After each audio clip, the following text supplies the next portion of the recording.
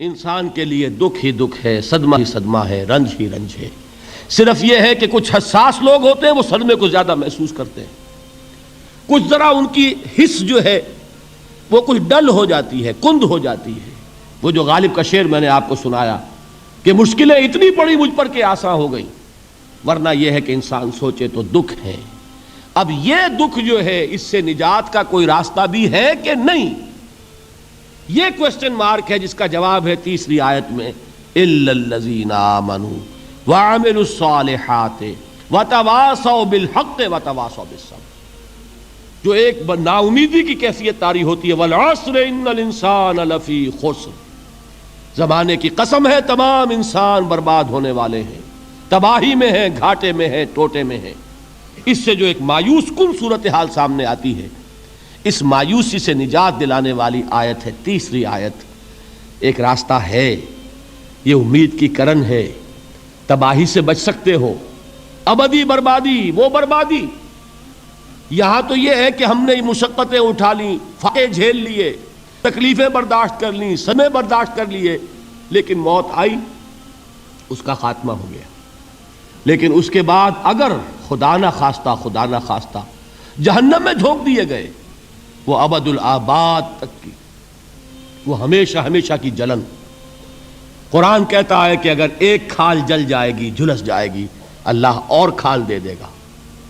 دیکھیے یہ بھی جدید دور میں آپ کو معلوم ہوگا، بورس بکائی نے جو کتاب لکھی ہے، دی فرینچ سرجن، اس نے ثابت کیا ہے کہ قرآن مجید نے جتنے نیچرل فینومینا کا حوالہ دیا ہے وہ بالکل سائنس کے مطابق ہے۔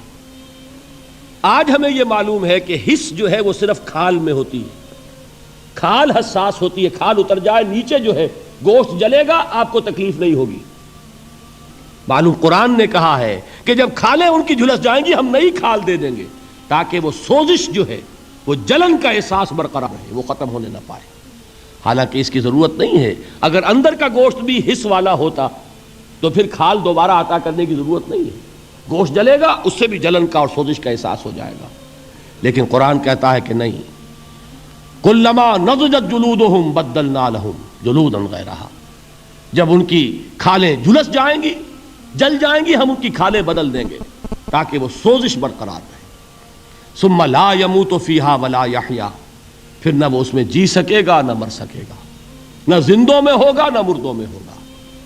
موت کو پکارے گا، کاش کہ موت آ جائے جو مجھے اس مشقت سے اور مشکل سے چھٹکارا دلا دے۔